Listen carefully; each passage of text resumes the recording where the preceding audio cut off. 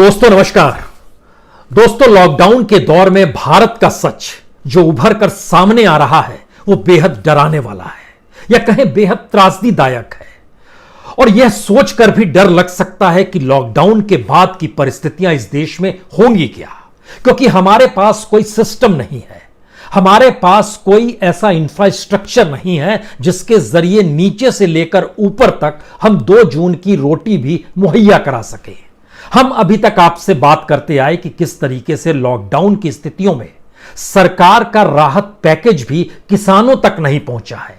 हमारे पास एक लंबी फहरिस्त अलग अलग राज्यों के अलग अलग गांवों से लगातार आई है और जिसका जिक्र हमने पिछले एपिसोड में भी किया कि किस तरीके से सरकार कह रही है पैसा दे दिया गया, लोग कह रहे हैं पैसा नहीं आया, लेकिन कोई देखने वाला नहीं है। लेकिन सवाल इतना भर नहीं है, सवाल इसके आगे का है। और यह परिस्थितियां बताती हैं कि इस देश को चलाने के लिए जो सिस्टम काम कर रहा है उस सिस्टम के दायरे में इस देश का बहुसंख्य तबका 80 से 100 करोड़ लोग आते ही नहीं है। उनके लिए कोई इंफ्रास्ट्रक्चर खड़ा करने की कोशिश इस देश के बाबुओं ने कभी नहीं की और इस देश के नेताओं ने आंखें बंद कर ली। सत्ताधारियों ने अपनी सुविधा और अपने अनुकूल परिस्थितियों को देखा और आज इसी का जिक्र हम आपसे करने वाले हैं, क्योंकि इस देश के भीतर में सिस्टम एक ही काम करता है। वह सिस्टम पैसे वालों के लिए है। वो कैसे है, किस तरीके से काम करता है और दूसरी तरफ न्यूनतम जरूरत यानी 5 किलो अनाज तक पहुंचा पाने की स्थिति, 500 रुपए बैंक तक दे पाने की स्थिति, किसान सम्मान निधि में 2000 रुपए तक दे पाने की स्थिति, मुफ्त सिलेंडर का पैसा पहुंचा पाने की स्थिति, मुद्रा योजना की नियत रकम भी दे पाने की स्थिति, उसमें भी कमी आ गई। वह भी 50,000 देना था तो 20 से 23,000 दिए गए, 5 लाख देना था तो 1 लाख में संतुष्ट कर दिया गया, 10 लाख देना था तो 5 लाख से आगे मामला बढ़ नहीं पाया। यह इस देश का एक सच है। लेकिन आज जो सच हम आपको बताने जा रहे हैं वो वाकई इस देश के उस सिस्टम का प्रतीक है जिसमें इस देश के पास जिन लोगों के पास पूंजी है उनके लिए किस शानदार तरीके से देश काम करता है। उसका एक उपाय हम आपको बताते हैं। आपने एक कंपनी खोली, आपने बैंक से लोन लिया, एक नहीं कई बैंकों से आपने लोन के लिए अप्लाई कर दिया, बैंक ने लोन दे दिया, आपने उस लोन के रकम को किसी दूसरी कंपनी में डाइवर्ट कर दिया, उसे शेल कंपनी कहते हैं। बैंक ने शिकायत की, कहा कि इसने तो हमारा पैसा नहीं लौटाया। उसके बाद इस देश में सीबीआई सक्रिय हुई, ईडी सक्रिय हुई, दोनों सक्रिय हुई। तब तक वो कंपनी बोला हम तो दिवालिया हो गए, हमारे पास तो पैसा देने के लिए है ही नहीं। अब क्या होगा? तो सरकार ने 2016 में एक कानून बनाया, उसमें अगर आप दिवालिया होते हैं तो आप चले जाइए एनसीएलटी यानी नेशनल कंपनी लॉ ट्रिब्यूनल के पास और वहां पर उस कंपनी की बोली लगेगी। जो उस कंपनी का खरीदार होगा वह उसको खरीद लेगा और उस दौर में जो बैंक से पैसा लिया गया था वो पैसा भूल जाइए और जो नया व्यक्ति कंपनी खरीदेगा फिर वह उस कंपनी के नाम पर फिर से लोन ले ले। यह कमाल है ना इस देश का। जबकि किसान अगर लोन ले लेता है, नहीं चुकाता है, तो उसकी बकरी तक को गिरवी रखने की स्थिति में अलग अलग राज्यों से जानकारी आती है, चाहे वो महाराष्ट्र का इलाका हो या मध्य प्रदेश का इलाका हो, झारखंड का इलाका हो या बिहार का इलाका हो। बैंक 500 रुपए तक भी वसूलने की स्थिति में आता है, लेकिन यहां तो मामला करोड़ों का है। और आरबीआई के जरिए, जो आरटीआई के जरिए जानकारी निकल कर आई है, जो आरटीआई एक्टिविस्ट हैं साकेत गोखले, उन्होंने सरकार से ही पूछा था कि आप बताइए कि किस रूप में कितने डिफॉल्टर हैं और टॉप डिफॉल्टर्स के नाम तो बता दीजिए। वो नाम निकलकर सामने आ गए। सवाल उन नामों पे हम जाएं उससे पहले इस गोरख धंधे को समझिए। इस देश के तमाम नेशनलाइज बैंक, उनको चूना लगाया गया, उनका पैसा वापस नहीं किया गया और फिर उन्हीं बैंकों ने उस कंपनी को किसी दूसरे ने खरीद लिया तो उसको भी लोन दे दिया। यह पैसा बैंकों में जमा आम लोगों का ही है और इसमें आरबीआई ने जो जानकारी दी उसके मुताबिक 30 सितंबर 2019 को 68,607 करोड़ रुपए माफ कर दिए गए। टेक्निकली इसको रिटर्न ऑफ कहते हैं। ये माफ कर दिए गए। उस फहरिस्त में कौन थे? क्योंकि 2014 से अगर जिक्र हम आपसे करेंगे तो आपको जानकर हैरत होगी कि 2014 से 2019 तक 6,60,000 करोड़ रुपए इस देश में माफ कर दिए गए, जो कि एनपीए में माने जाते हैं, जो कि कर्ज बैंक से लिया जाता है वो माने जाते हैं। और इसी दायरे के भीतर में जब और आप घुसिएगा तो आपको समझ में आएगा कि मौजूदा वक्त में 11 लाख करोड़ से ज्यादा का एनपीए है, वह भी कैसे वसूलेंगे, क्योंकि सिस्टम काम हमारा इसी रूप में करता है कि जो कर्ज ले, करोड़ों के कर्ज ले, उसके लिए एक रास्ता बन जाए। वह देश छोड़कर जाना चाहता है, देश छोड़कर चला जाए, दूसरे देश की नागरिकता ले ले, और हम यहां पर केस दर केस करते रहें, उसकी वापसी, पैसे की वसूली नहीं होगी। कुछ डॉक्यूमेंट के साथ जब हम आपको जानकारी आज देने बैठे तो बहुत सारी चीज हैरत में आ गई, क्योंकि ये 68,607 करोड़ के दायरे में जो 50 टॉप विलफुल डिफॉल्टर है, जिन्होंने कहा हम पैसा नहीं लौटा सकते हैं, इसमें से अधिकतर के खिलाफ ईडी का केस है, सीबीआई केस चला रही है। सभी ने खुद को दिवालिया भी घोषित कर दिया है, और इन कंपनियों को कुछ और लोगों ने खरीद लिया, वहां पर जो उन्होंने लोन दिया उसको भी माफ कर दिया गया। ये कौन सा खेल है? जिक्र मेहुल चौकसी से करें, मेहुल भाई का जिक्र आपने सुना होगा। यह जिक्र कई शब्दों के जरिए या कई आवाज के जरिए बड़ा महत्वपूर्ण शब्द है। ये गुजरात से आते हैं। मेहुल चौकसी आजकल की तारीख में भारत में नहीं रहते, ये एंटीगुआ बारबाडोस जो है वहां पर एक आइलैंड है, वहां की नागरिकता इन्होंने ले ली है। बड़ी कम रकम में मिल जाती है, 10 लाख रुपए दीजिए आपको वहां की नागरिकता मिल जाएगी।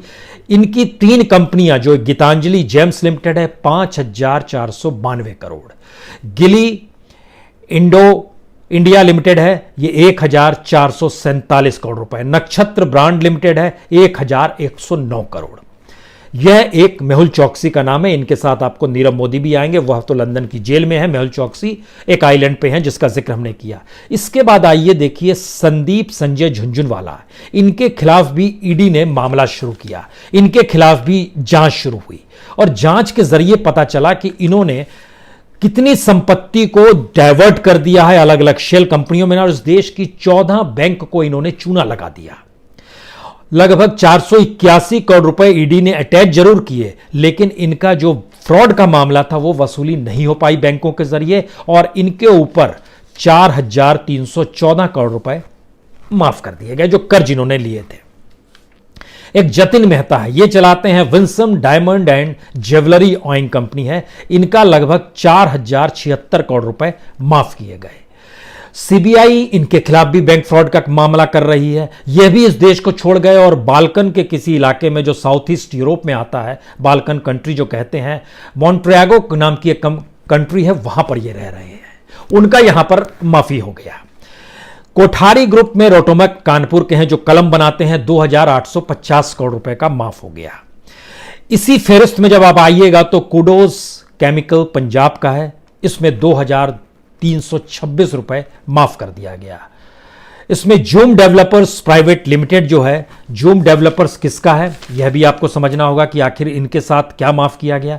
इनके खिलाफ भी कुछ मामले चल रहे थे, ये ग्वालियर के हैं, इनका केस भी चल रहा था, 2,012 करोड़ रुपए इनका भी माफ कर दिया गया। अहमदाबाद के एक है Harish R Mehta, forever precious jewellery diamond private limited चलाते हैं, और इनका 1,962 करोड़ रुपए इनका माफ कर दिया गया। इसी फेरिस्त में हमने जब परखना शुरू किया कि असल में ये एक तरफ सीबीआई भी जांच करती है, ईडी भी जांच करती है, और ये सारी, तो एक केस तो ये है। एक दूसरा केस और महत्वपूर्ण है जिसको हम एक खास तौर से आपके लिए लेकर आए हैं, उसके बारे में जानकारी जो हासिल की है, उससे पहले जरा समझने की कुछ और कोशिश की जाए। 14 बैंकों को चूना लगाया ट्रांसट्रॉय इंडिया लिमिटेड ने, खुद को दिवालिया 2018 में घोषित कर दिया, और उसकी आज की तारीख में 1,790 करोड़ रुपए माफ कर दिए गए। सूर्या विनायक इंडस्ट्री जो है, इस पर मनी लॉन्ड्रिंग का केस चला, अलग अलग बैंकों को, इसने 17 बैंकों को इस देश में चूना लगाया, 2,240 करोड़ रुपए इसके माफ कर दिए। ईडी भी इसके खिलाफ था, सीबीआई भी कर रही थी, और इन सब के बीच मनी लॉन्ड्रिंग 2,240 करोड़ का था और माफी हो गई 1,783 करोड़ की। इसी तरीके से S Kumar national wide limited है, इसने भी इस देश के कई बैंकों को चूना लगाया, लोन डिफॉल्ट हो गया, 1,680 करोड़ रुपए का एनसीएलटी में चले गए, बोले हम दिवालिया हो गए हैं, बोली लगी 1,581 करोड़ में वो बिकने की स्थिति में आ गई। एक गुप्ता कोल इंडस्ट्री है, ये नागपुर की है, गुप्ता कोल इंडिया प्राइवेट लिमिटेड। इन्होंने जो बैंकों को चूना लगाया वो 4,000 करोड़ का एनपीए था, 6 बैंकों को चूना लगाया, उसमें यूनियन बैंक है, इलाहाबाद बैंक है, बैंक फ्रॉड, अलग अलग बैंकों को अलग अलग तरीके से चूना लगाने की एक पूरी की पूरी स्थिति है। और इस फहरिस्त में केस स्वाइल भी नाम आएगा, इसने भी खुद को दिवालिया घोषित कर दिया, 1,032 करोड़ रुपया इस पे भी केस था, उसको भी कहीं ना कहीं सरकार ने माफ कर दिया। इन सब के बीच एक और केस निकल कर आया, यह है रुचि सोया इंडस्ट्री लिमिटेड। यह बड़ा इंटरेस्टिंग केस है। इसलिए यह इंटरेस्टिंग केस है क्योंकि इसको पतंजलि ने खरीदा, जो बाबा रामदेव और बालकृष्ण ग्रुप आते हैं, इनको इन्होंने खरीद लिया। और रुचि सोया जो अपने तौर पर था, इसने खुद को दिवालिया घोषित कर दिया।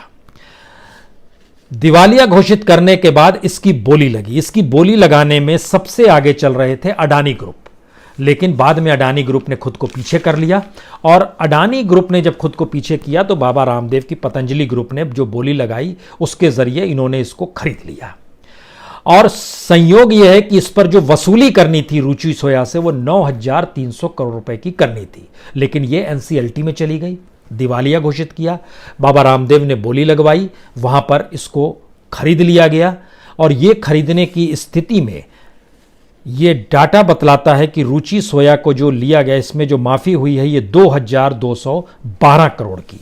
अब आप सोचिए, किसी कंपनी को जो खरीदा गया, वो कंपनी को खरीदा गया लगभग 4,000 करोड़ में, 4,350 करोड़ में। और फिर जब लोन लिया गया तो उसमें 2,212 करोड़ रुपए लोन माफ कर दिए।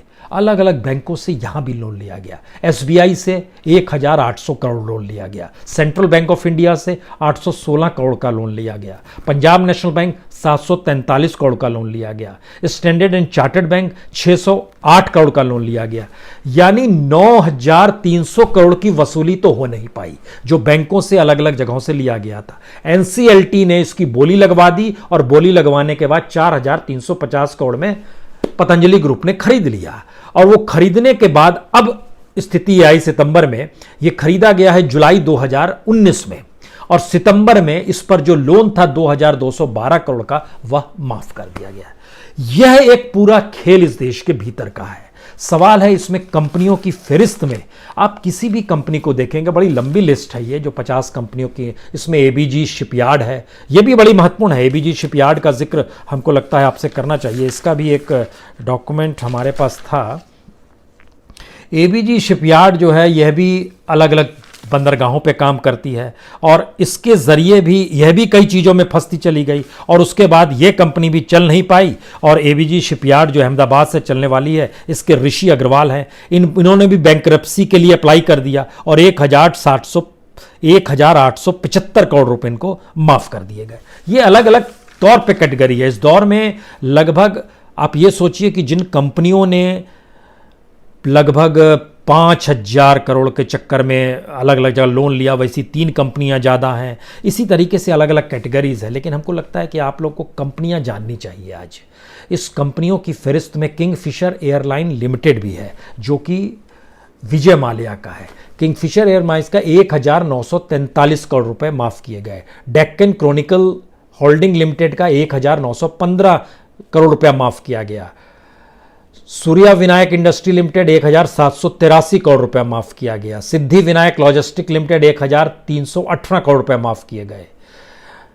Indian Technomac company limited 1,091 crore रुपए माफ किए गए। इसी तरीके से KS oil limited, Nakoda limited, coastal project, Parekh Aluminex, first leasing co limited India, Concast steel and power limited, Sterling oil resources limited, Sterling biotech limited, Action Ispat and power private limited, diamond power infrastructure limited, Surana corporation limited, Indu project limited, एरास infrastructure project limited, Shri Ganesh jewellery house limited, Electrotherm limited, ये सारी कंपनियों के नाम हैं जिन्होंने बैंकों से लोन लिया, सरकार ने माफ कर दिया। इस फहरिस्त में हमने जब अध्ययन करना शुरू किया कि 2014 के बाद से 2019 तक अगर 6,60,000 करोड़ रुपए माफ किए गए तो कितनी कंपनियां होंगी। आप कल्पना कीजिए कि 750 से ज्यादा ऐसी कंपनियां हैं जिन्होंने 1,000 करोड़ तक का लोन लिया है, उनको माफ कर दिया गया। यानी इस देश के भीतर में राशन दुकान से 23 करोड़ लोगों को राशन मिल जाए, उसके लिए सरकार को खर्च लगभग 1 लाख करोड़ से ज्यादा का नहीं करना होगा। जो उन्हें फ्री ऑफ कॉस्ट 3 महीने दे दिया जाए। लेकिन यहां पर तो 6 लाख करोड़ रुपए यूं ही माफ कर दिया जाता है। इस देश के भीतर में सरकार की जो योजना थी, चाहे वो उज्ज्वला योजना हो, चाहे वो जनधन योजना हो, कोई भी योजनाओं को जब आप जोड़ना शुरू करेंगे तो आपको जानकर हैरत होगी कि इन योजनाओं के प्रचार प्रसार का खर्च, इन योजनाओं में अगर पैसा मिल गया होता तो कम से कम उनकी जिंदगी अभी पटरी पर होती। पैसा बहुतों को नहीं मिलता, योजनाओं का ऐलान होते चला जाता है। उन सब को भी जोड़ दीजिएगा तो इस देश के भीतर में सिर्फ और सिर्फ 75 ऐसे लोग हैं जिन्होंने बैंकों से जो लोन लिया और बैंकों को नहीं लौटाया और खुद को दिवालिया घोषित कर दिया, देश छोड़कर भाग गए। उसी रकम को अगर डाइवर्ट कर दीजिए तो उस रकम में ये सारी योजनाएं इस देश के भीतर की आ जाएगी, जिसको हम लोग वेलफेयर स्कीम कहते हैं। तो हमारे यहां का इंफ्रास्ट्रक्चर इस बात की इजाजत देने की स्थिति में नहीं आ पा रहा है। और जो डर लॉकडाउन के बाद की स्थिति का है, यह इसलिए है क्योंकि इस देश में रोजगार को लेकर कोई स्थिति थी नहीं, इकोनॉमी को लेकर कोई सोच थी नहीं। वो लगातार डाइल्यूट होती चली गई। सरकार अपने तौर पर पूंजी काम करती है और ब्यूरोक्रेट्स की एक ऐसी टीम काम करती है जो सरकार को इस बात का एहसास कराती है कि आप लाल दीवारों में ही बैठे रहिए और सब कुछ बाहर ठीक है। बीडीओ से लेकर कलेक्टर होते हुए अगर आप सेक्रेटरी लेवल के ब्यूरोक्रेट्स तक की स्थिति में झांक कर देखिएगा तो ये सिर्फ यस मैन होते हैं। और यस मैन कहते हुए निचले स्तर से लेकर जो जो रिपोर्ट बनती है उन्हें पता है अगर नेगेटिव रिपोर्ट भेज देंगे कि स्थिति अनुकूल नहीं है तो हो सकता है कोई सत्ता वाला विधायक हो, मंत्री हो, मुख्यमंत्री हो, प्रधानमंत्री हो, कोई हो, रूठ भी सकता है। एक दूसरा रूठेगा नहीं तो बोलेगा आपको काम करना होगा, तो काम कौन करेगा? तो सब कुछ ठीक चल रहा है। यह एक गजब की पाइपलाइन है जो नीचे से ऊपर तक चलती है, ये बताते हुए कि नीचे सब कुछ ठीक चल रहा है और उसके पैरेलल में एक भी शिकन चेहरे पर नहीं आती है, ये कहते हुए कि हमने 6,60,000 करोड़ 6 साल में माफ कर दिए और इस बार जो हमने फेरिस्त जारी की है 68,000 करोड़ की, उसकी फेरिस्त में ऐसे ऐसे लोगों के नाम हैं जो इस देश को छोड़कर भाग गए, लेकिन हम बेफिक्र हैं। सवाल है कि ये एनसीएलटी कानून भी क्यों बना? एनसीएलटी कानून बना कि जो कंपनियां चल रही है उन कंपनियों को दिवालिया घोषित करने की एक सुविधा हो जाए। उस कंपनी, बड़ी कंपनी को खरीदने के लिए कोई दूसरा ग्रुप सामने आ जाए और उस कंपनी की बोली बड़ी न्यूनतम में लगने लगे और न्यूनतम में लगाने के बाद वो एसेट ट्रांसफर दूसरे में हो जाए, फिर बैंक उसको लोन दे दे। यानी हमारी इकोनॉमी की साइकिल जो है, इस देश के खून पसीने की कमाई के बाद बैंकों में जमा रकम और उस रकम को कर्ज के दौर पर रईसों को देना, और रईसों के रईसी में कोई कमी नहीं आती है। जिन कंपनियों के हमने नाम लिए, इन कंपनियों के तमाम प्रोप्राइटर्स, ऐसा कोई नहीं है कि फक्कड़ हो गया, मुफलिस हो गया, वो दिवालिया घोषित हो जाता है लेकिन रईसी में रहता है। ये खेल कैसे समझ में आएगा किसी को? उसको आटे दाल की फिक्र नहीं है, उसको चार्टेड की फिक्र है, उसको दुनिया के किस देश में किस रईसी से रहना है इसकी फिक्र है।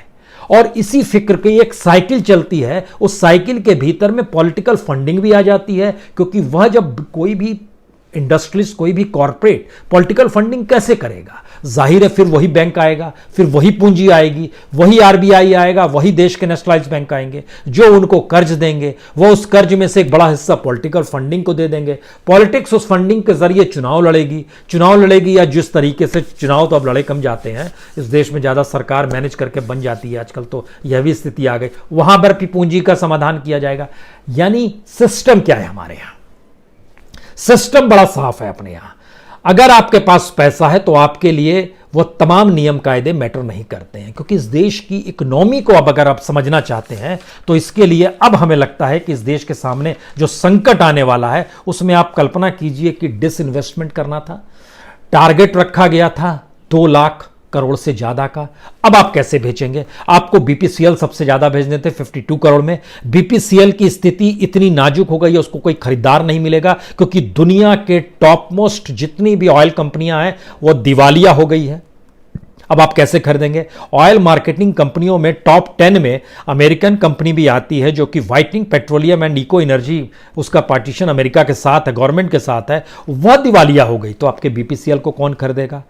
एयर इंडिया कैसे खरीदेगा? क्योंकि इंडियन एविएशन की स्थिति यह हो गई है कि पिछले 1 महीने के भीतर में, जो 1-1.5 महीने सफर नहीं हुआ है, लगभग 22 से 27 हजार करोड़ का नुकसान उसको हो गया है। और हर लेवल पे हुआ है। एयरपोर्ट फर्म्स में हुआ है, ग्राउंड हैंडलिंग में हुआ है, एयरपोर्ट रेस्तरां में हुआ है, हर जगह हुआ है। और बीपीसीएल जैसी कंपनी तो भारत में सबसे बड़ी रिफाइनरी के तौर पर है, जो 15% टोटल रिफाइनिंग की कैपेसिटी है उसको एनुअली। इंडिया में वो तकरीबन 38.3 million metric ton per annum वो रिफाइन करती है, वह भी बिकने की स्थिति में। इसका मतलब है कि आप ना तो डिसइन्वेस्टमेंट कर पाएंगे, ना आप इंडस्ट्रीज को चला पाने की स्थिति में है, ना आप कॉरपोरेट के जरिए उस स्थिति को क्रिएट कर पाएंगे जिसमें इकोनॉमी का चक्का घूमने लगे। तो फिर वो लेबर्स कहां जाएंगे, जिसका सीएमआई का डाटा है कि 1 महीने के भीतर में 15 करोड़ से ज्यादा लोग इस देश में अब पूरी तरह बेकार हो गए, उन्हें काम नहीं मिलने की स्थिति है।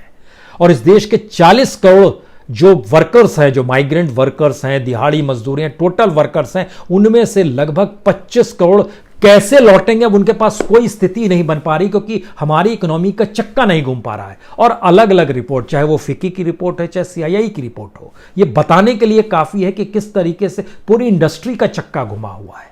अब सवाल है कि इसको पटरी पर लाया कैसे जाए और पटरी पर लाएगा कौन, ये जानकारी भी हम लोग फ्लोट नहीं कर पा रहे हैं। इस देश के मीडिया का सच तो हम लोग बार बार जिक्र करते हैं, क्योंकि जनता की जरूरत, उसकी जरूरतों का जीवन, उसकी खबरों को कहीं उस तक जोड़ने की स्थिति में भी हम लोग नहीं आ पा रहे हैं। और सरकार अपने तौर पर जिन जिंदगी को जीती है उसमें इस बात को तो पहले आप ये सच मान लीजिए कि इस देश के पॉलिटिशियंस के सरोकार आम लोगों से नहीं होते हैं।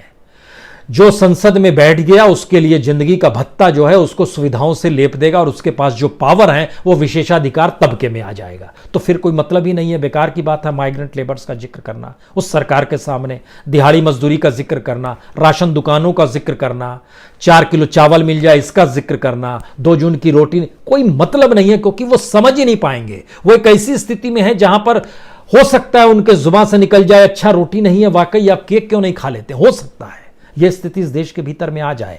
यह फेरिस्त क्योंकि एक ऐसे साइकिल को बताती है जो बहुत साफ तौर पर कह रही है कि अब इस देश की जो इकोनॉमी है वह संकट में आ रही है। अडानी पावर, इस क्वार्टर में जानकारी आई कि उसको लगभग 1312 करोड़ का घाटा हुआ। वो तो सरकार के करीब की है, लेकिन इकोनॉमी का चक्का नहीं चलेगा तो कैसे होगा। एचडीएफसी लाइफ, उसमें 14% की गिरावट आ गई। इन्वेस्टमेंट इनकम वो लगातार कम हो रहा है।